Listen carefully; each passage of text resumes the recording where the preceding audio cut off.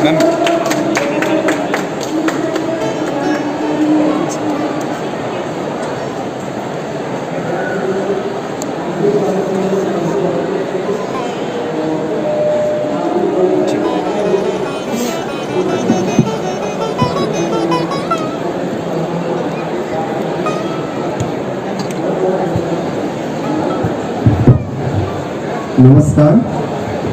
नदी सिंदूरी शिरीष खरे जी की नई किताब है और शिरीष खरे हिंदी के उन लेखकों में है जिन्होंने अपना पाठक वर्ग बड़ी मेहनत के साथ तैयार किया है। मैं जब ये कह रहा हूँ कि बड़ी मेहनत के साथ तैयार किया है तो इसका मतलब ये नहीं है कि इन्होंने घर घर जाकर अपने पाठकों को का आह्वान किया कि मेरी किताब पढ़ें या मेरी रचनाएं पढ़ें, बल्कि इन्होंने ये किया कि उन विषयों पर अपनी कलम चलाई जिन विषयों पर आजकल कलम चलाने का रिवाज नहीं रहा, या आजकल जिन विषयों पर कलम चलाने में लोग थोड़ा कतराते हैं, थोड़ा बचते हैं।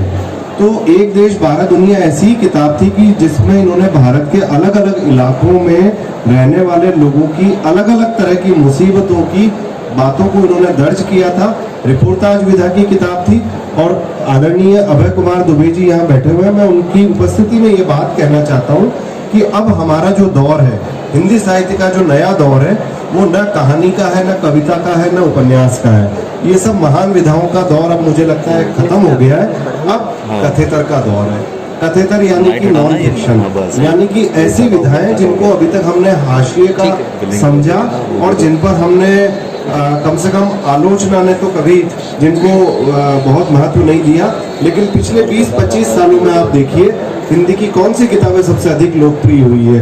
चाहे वो गालिब छुट्टी शराब हो, चाहे लौट आओ धार हो, चाहे कश्मीर नामा हो, ये तमाम किताबें कथेतर विधाओं की किताबें हैं।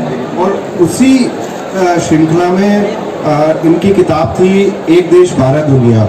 नदी सिंदूरी को भले ही मीरा जी कहानी संग्रह कहें, लेकिन मैं इसको भी कथेतर और कहानी के बीच की कोई चीज मानता हूँ, क्योंकि जीवन यहाँ किसी कलाकारी में बनकर नहीं आ रहा है। यहाँ जीवन सीधे सीधे आ रहा है, दरेरा देते हुए आ रहा है। तो सबसे पहले तो मैं लेखक को बधाई दूंगा, पाठकों का स्वागत करूंगा और मैं अभय कुमार दुबे जी से आग्रह करूंगा कि इस पुस्तक को उन्होंने देखा है, पढ़ा है, तो उस पुस्तक पर अपने विचार हम सबके सामने रखें, ताकि हम जब हमारे नए पाठक भी जब इस किताब को देखेंगे तो उनको ये लगे कि ये तो मैं नहीं कहूँगा कि वो पहले से किसी तरह का आग्रह लेकर इस पुस्तक को पढ़ें, लेकिन उनके भीतर एक उत्सुकता या इस किताब के प्रति जो एक स्वागत भाव है वो बरकरार रहे, उसको लेकर एक उत्सुकता बनी। बहुत बहुत धन्यवाद मीरा जी और बहुत बहुत धन्यवाद पल्लव। मीरा जी को मैं इसलिए शुक्रिया अदा कर रहा हूँ कि उन्होंने उनकी वजह से आज सुबह मैंने ये पुस्तक 10 बजे से 12 बजे के बीच में पढ़ी, और वो शुक्रिया अदा करना इसलिए भी जायज़ है क्योंकि बहुत दिनों से मैं बिल्कुल इस मामले में कोई संकोच या कोई गलत बयानी नहीं कर रहा हूँ। मेरी ख्याति एक कुख्याति प्रशंसा करने में कंजूस व्यक्ति के रूप में है और मैं आसानी से खुश नहीं होता। मुझे खुश करने के लिए बाकायदा लोगों को प्रयास करना पड़ता है। तो ये पुस्तक जब मैंने पढ़नी शुरू की तो मैं बिना रुके हुए इसको पढ़ता चला गया, यहाँ तक कि बीच बीच में चूँकि मुझे इस पुस्तक के ऊपर बोलना था तो जो नोट्स मुझे लेने चाहिए थे वो नोट्स लेने की भी मैंने कोई खास ज़रूरत नहीं। पुस्तक जब ख़त्म हो गई उसके बाद मेरे दिमाग में जो बातें रह गई हैं वो मैंने एक कागज़ पर उतारी। शिरीष जी की पहली पुस्तक एक देश बारह दुनिया की पर जो चर्चा हुई थी उसमें भी शामिल था, वो चर्चा ऑनलाइन हुई थी। और मुझे ये कहने में संकोच नहीं है कि उस पुस्तक को पढ़ने के लिए मुझे प्रयास, पुस्तक वो भी बहुत अच्छी थी लेकिन उस पुस्तक को पढ़ने के लिए मुझे प्रयास करना पड़ा। उसमें मेरा इतना पढ़ने में मन नहीं लगा था क्योंकि इस तरह की बातें मैं बहुत सी पढ़ता रहता, वो मेरे क्षेत्र की बात है, मेरा जो अनुशासन है उस दुनिया में चीज़ें आती हैं। तो वो शिरीष जी को मैं जितनी इनकी प्रशंसा की जाए उतनी कम है इस किताब को लिखने के लिए। और ये पल्लव ने बहुत अच्छी भूमिका बांधी, इसलिए पल्लव का भी शुक्रिया कि ये वास्तव में ये जो हिंदी कहानी जो दरअसल जो वेस्टर्न शॉर्ट स्टोरी का मॉडल है उससे ली गई है, ये उससे बिल्कुल अलग तरह की किताब है। इसमें सिंदूरी नदी जो नर्मदा जैसी जो एक भारत की बहुत बड़ी नदी है उसकी एक उपनदी है, अगर मैं गलत कह रहा हूँ बताइए, सिंदूरी नदी, उसके किनारे बसा हुआ एक गांव है मदनपुर, जहाँ शिरीष जी का बचपन गुजरा है। और शिरीष जी के मन में जो उस बचपन की जो स्मृतियाँ हैं, उन स्मृतियों को उन्होंने इस पुस्तक में कहानी कम तथ्य के रूप में पेश किया है। और ये आसान काम नहीं है, क्योंकि ये बिल्कुल नई विधा है, कहानी लिखी जा सकती है। अच्छा, अब मैं जब इस किताब को पढ़ रहा था तो मेरे दिमाग में कुछ बातें आई, तो जो मैं आपके सामने रखूंगा। पहली बात तो ये है कि इसमें ऐसे अनूठे और अद्भुत पात्र हैं इस पुस्तक की जो कहानियां हैं उनमें, कि अगर वो पात्र रांगे राघव के पास होते तो मुझे पक्का यकीन है कि वो उन पात्रों के आधार पर अपनी कल्पना शक्ति का सहारा लेकर, और उनके पास जो एक अद्भुत उपन्यास लिखने का और कहानी कहने का जो एक शिल्प था रांगे राघव के पास, वो एक दूसरा कब तक पुकारूं उपन्यास लिख सकते हैं। मुझे ये कहने में भी कोई संकोच नहीं है कि अगर ये पात्र फणीश्वरनाथ रेणु के पास होता है, ये सब बातें मैं कोई अतिरिक्त शीर्षक के तौर पर नहीं लिख रहा हूँ, मैं इनको बहुत कम जानता हूँ। मेरे ख्याल से एक बार ऑनलाइन मुलाकात हुई है और आज आमने सामने से मुलाकात हो रही है, कोई भेंट भी नहीं, आमने सामने से पहली भेंट है और एक भेंट ऑनलाइन हुई। मैं नहीं जानता हूँ उनको, और इनके बारे में केवल सुना है और एक आध जगह शायद कहीं दूर से देखा भी होगा। हाँ, मैं आपको बताऊं, अगर ये फणीश्वरनाथ रेणु के पास ये पात्र होते तो वो एक दूसरा मेला आंचल देख सकते थे। ऐसे पात्र हैं। आपको जब जैसी किताब पढ़ेंगे आपको लगेगा कि आप कब पुकारूं का कोई पात्र इसके अंदर झलक रहा है, कहीं आपको मेला आंचल का पात्र इसके अंदर झलक रहा है। मैंने पात्रों की एक सूची बनाई है, वो मैं पात्रों की सूची आपको सुनाता हूँ, तो जिन्होंने मुझे बहुत प्रभावित किया और जिन पात्रों में बहुत गहरी और ऐसी संभावनाएं हैं जिनका संधान किया जाना अभी बाकी है। जैसे इस किताब का जो एक नायक है वो केवल 2 या 3 प्रकरणों में ही आता है, लेकिन मैं समझता हूँ पूरी किताब में एक अंतर्धारा की तरह मौजूद रहता है। वो है अवधेश ढोलकिया। ये ढोलक बजाने में महारत उसको हासिल है और ये रामलीलाओं में काम करता है। दूसरा, इस किताब का एक और प्रमुख पात्र है, इस पात्र को मैं रामलीला का नाम कहूँगा। रामलीला जो एक लोकनाट्य के तौर पर हम लोगों के धार्मिक सामाजिक जीवन में रची बसी है, वो इस उपन्यास इस किताब की सारी रचनाओं में एक अंतर्धारा की तरह रामलीला भी मौजूद है। फिर मैं एक और पात्र है जिसका मैं जिक्र करूंगा, वो है कल्लो। कल्लो किसी स्त्री का नाम नहीं, कल्लो एक गाय का नाम है। और कल्लो गाय के साथ में जो शिरीष जी का खुद बच्चे के रूप में और इनके परिवार के लोगों का जो गाय के साथ संबंध था, क्योंकि मैं समाज विज्ञान का विद्यार्थी हूँ, तो अभी हाल ही में आपने इंडियन एक्सप्रेस में मुकुलिका बनर्जी का एक लेख पढ़ा होगा, ए बॉन्ड ऑफ लव। ये बॉन्ड ऑफ लव क्या है? एक भारतीय व्यक्ति और गाय के बीच में जो प्रेम का सूत्र है, उसके ऊपर उन्होंने वो छोटा सा लेख लिखा है।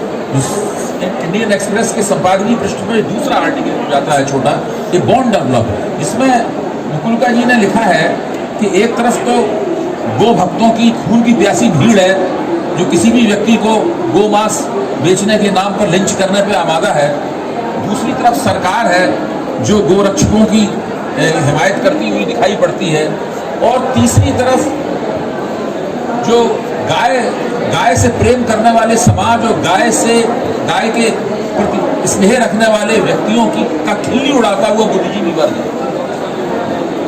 तो मुकुलिका बनर्जी बहुत एथनोग्राफिक काम के जरिए उसमें बताती हैं कि किस तरीके से देश के कोने कोने में, ग्रामों में और कस्बों में लोग गाय के साथ में एक प्रेम का रिश्ता रखते हैं, और वो गाय का वर्णन कुछ इस तरीके से करते हैं, अगर आप उन लोगों से बात करें तो वो गाय का वर्णन इस तरीके से, उसमें मुसलमान भी हैं और उनमें हिंदू भी हैं। जैसे वो एक मुसलमान व्यक्ति के बारे में, मुसलमान स्त्री के बारे में बताती हैं कि वो घर जाने की जल्दी भी थी। उन लोगों ने कहा कि भाई आप घर पे जाना चाहती हैं, तो उन्होंने कहा कि मेरे हाथ का ही चारा जो है ना, वो मेरे घर की गाय और बकरियां खाएंगी, क्योंकि वो जानती हैं कि कौन कितना छोटा चारा खाती है, मैं ही काटती हूँ।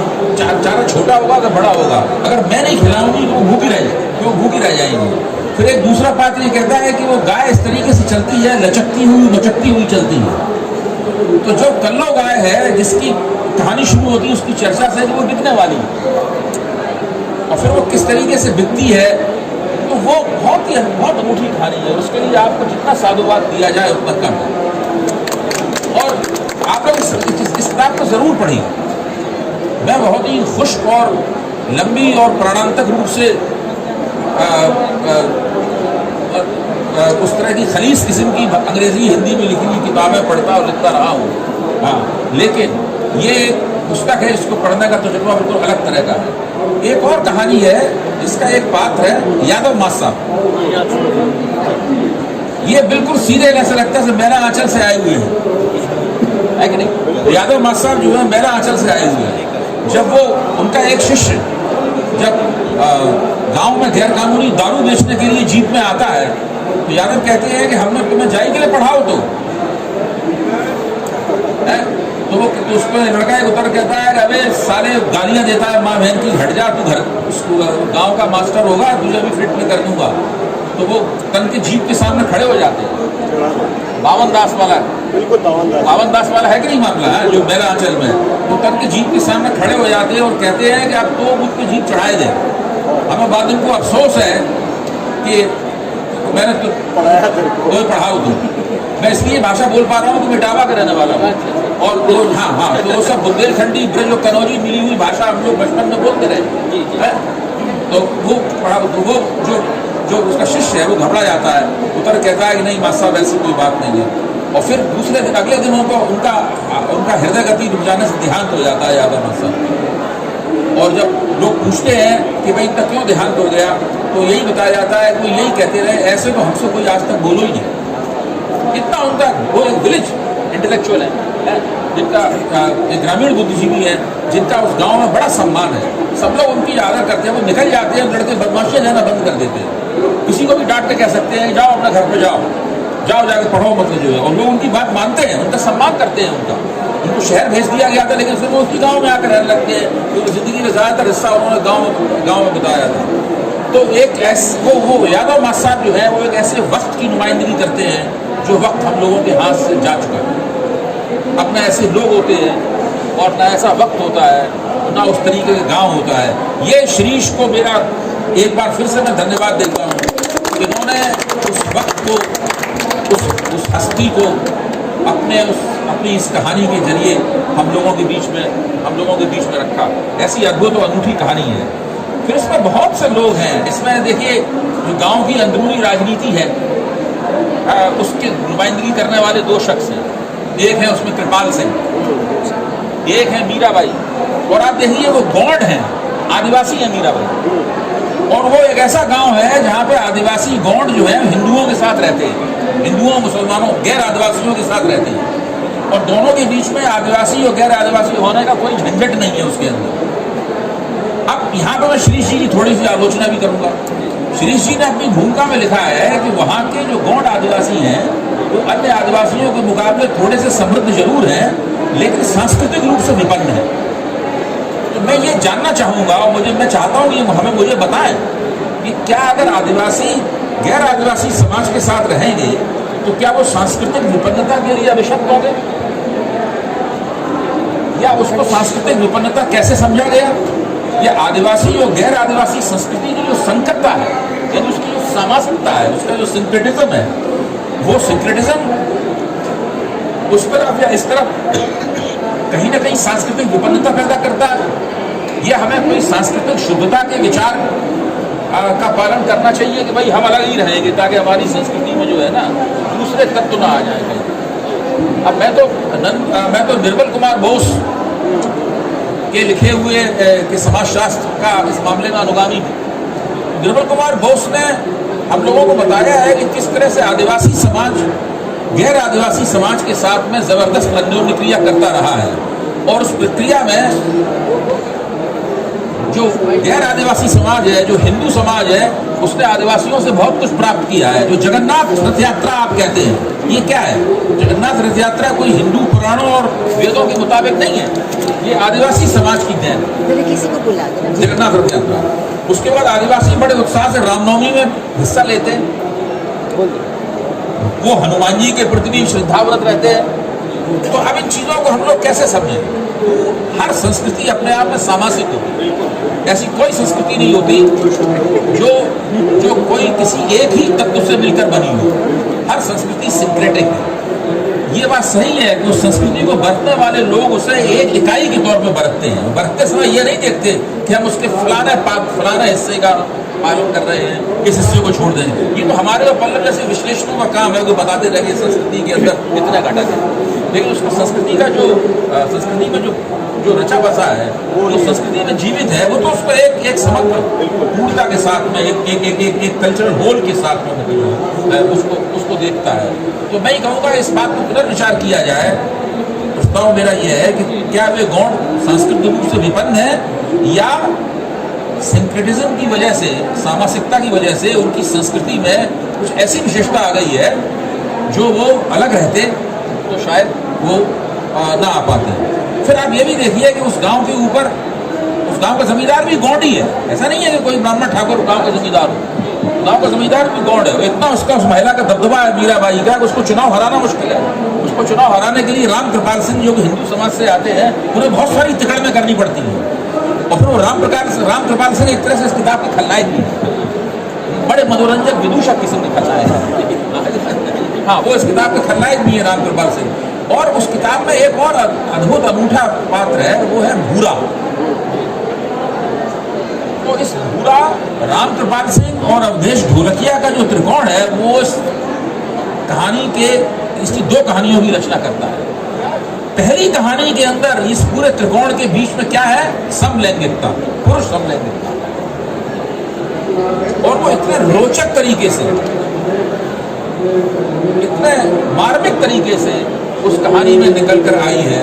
और वो किस तरीके से वो मैं उसको कहूँगा नहीं उसके बारे में, आप उसमें पढ़िए कि वो जो भूरा जो है वो रामलीला में नृत्य नाचने वाला एक बहुत खूबसूरत नौजवान है। वो एक ऐसा पुरुष है, इसके अंदर एक स्त्री बसी हुई है जो कि बार बार स्त्री निकल के आती है और वो दूसरे पुरुषों से संबंध रखता है, तो उसका स्त्री पक्ष है, संबंध का स्त्री पक्ष बन जाता है। तो किस तरीके से उस भूरे को पाने के लिए कई खलनायक हैं जो उस पुरुष के इस शरीर में स्त्री है, उसको पाने के लिए उसके आसपास घूम रहे हैं। वो जब दूसरे गांव में जाता है तो वहाँ भी उसे एक खलनायक मिलता है। हाँ, वहाँ भी खलनायक मिलता है और उस गांव में भी एक खलनायक है। तो ऐसी अनूठी पुस्तक है, बहुत ही बढ़िया कहानियाँ हैं।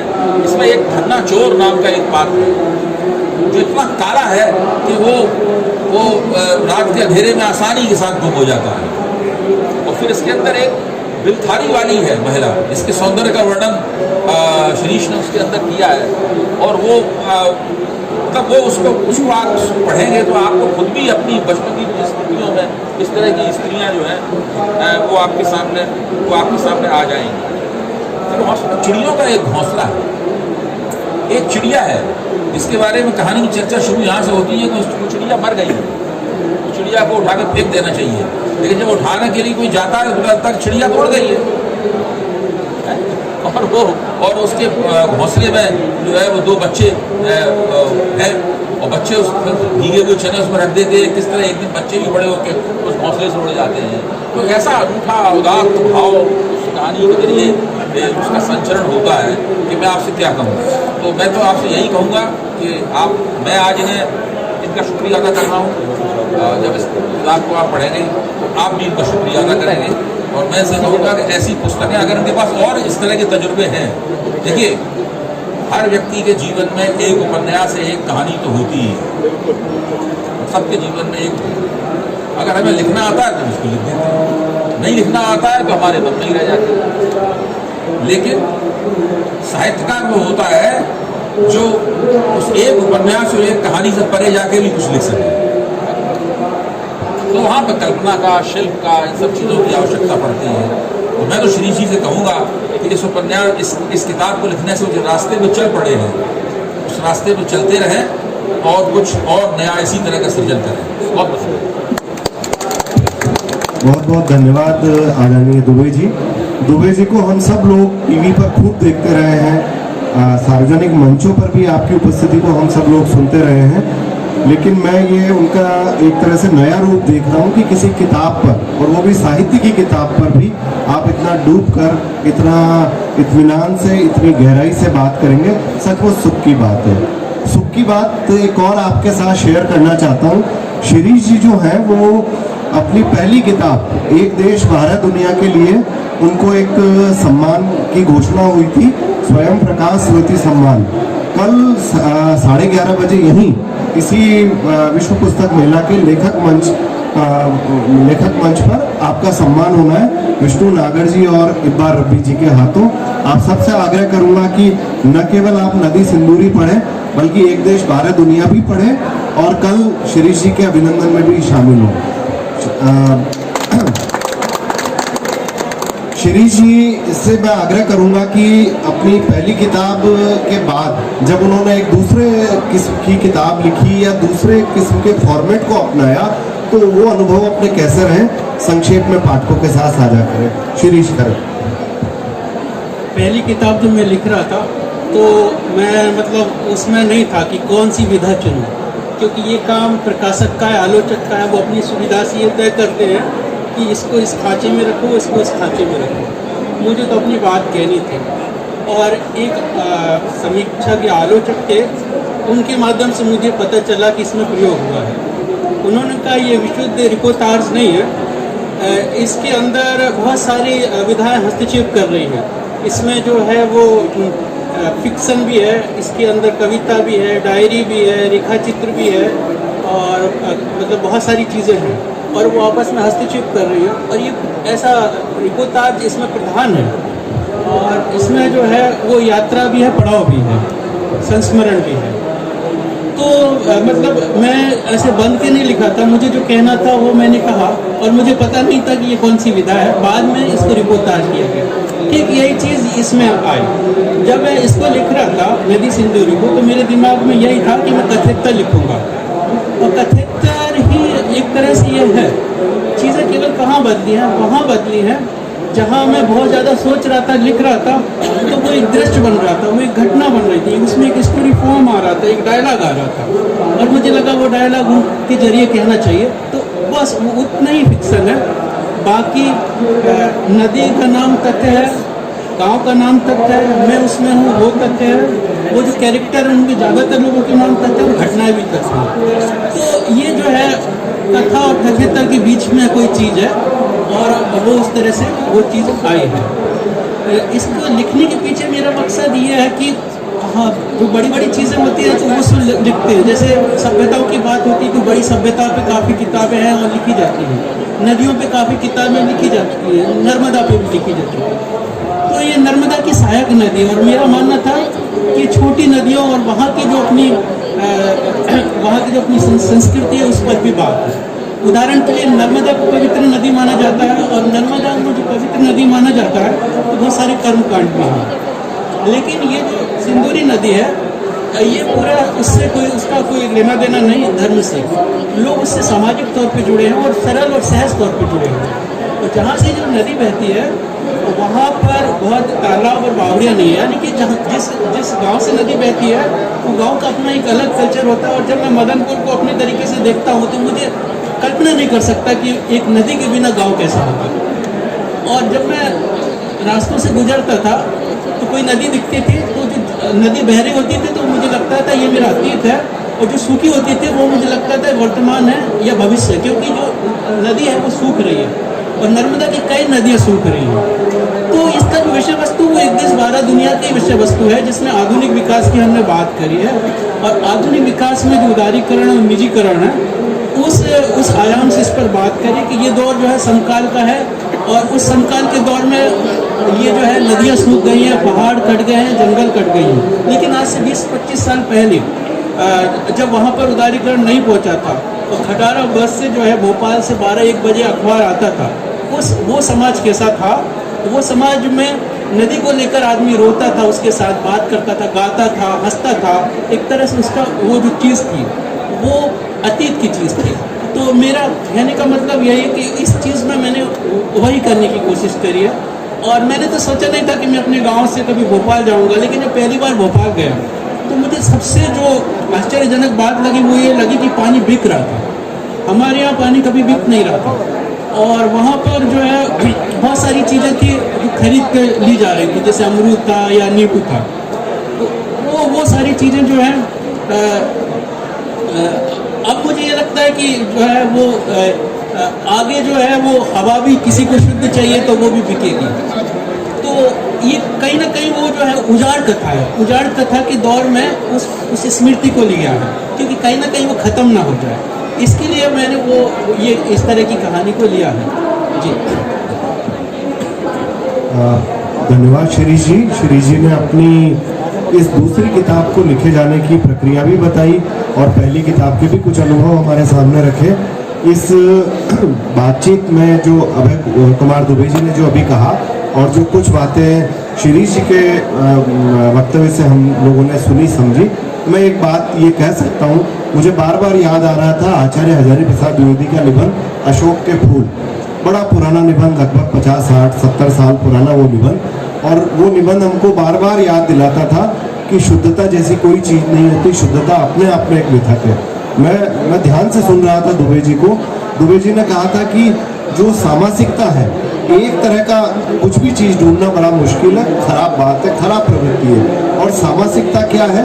सामासिकता सब मिलजुल के बनी है, यानी कि जिसको हम शुद्ध आदिवासी समझ रहे हैं वो हनुमान जी की भी पूजा करता है, और जिसको हम शुद्ध हिंदूवादी समझ रहे हैं वो किसी आदिवासी का हमदर्द और सच्चा मित्र भी हो सकता है। तो इस तरीके के एक रेखीय खांचे हम नहीं बना सकते, और वो इस तरह के खांचे विधाओं में भी नहीं बना सकते।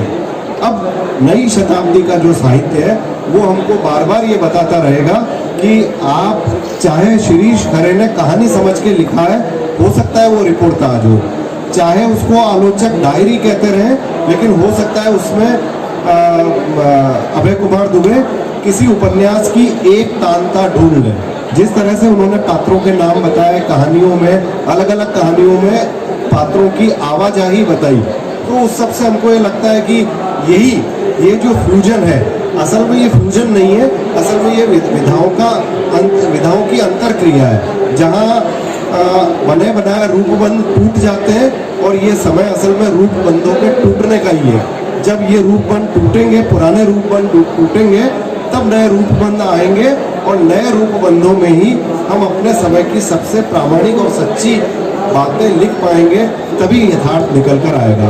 तो इस बातचीत में हमारे साथ लेखक ने समय निकाला, आदरणीय दुबे जी ने इतना सारा समय दिया, इन दोनों को बहुत बहुत धन्यवाद।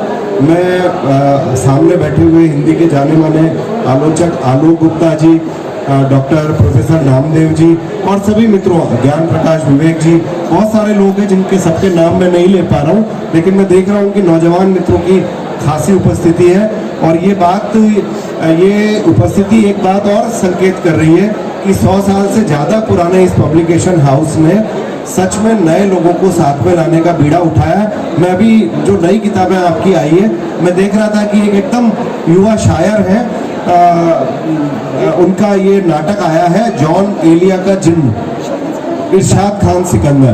तो इरशाद नौजवान लेखक है, जहाँ एक तरफ आप यहाँ देखेंगे कि जो प्रकाश पंडित जैसे दिग्गज पुराने लोगों की श्रृंखलाएं हैं, तो शिरीष खरे और इरशाद खान सिकंदर की जैसे एकदम नौजवान लेखकों की भी किताबें हैं। तो सबको बहुत बहुत बधाई। एक सूचना और अभी मुझे मीरा जी ने बताई कि एक देश भारत दुनिया का 2 साल के अंदर तीसरा संस्करण आ गया है, तो इस तीसरे संस्करण का भी एक बार फिर से लोकार्पण अभय कुमार दुबे जी के हाथों से होना है, वो करके हम इस आयोजन से विराम लेंगे। धन्यवाद।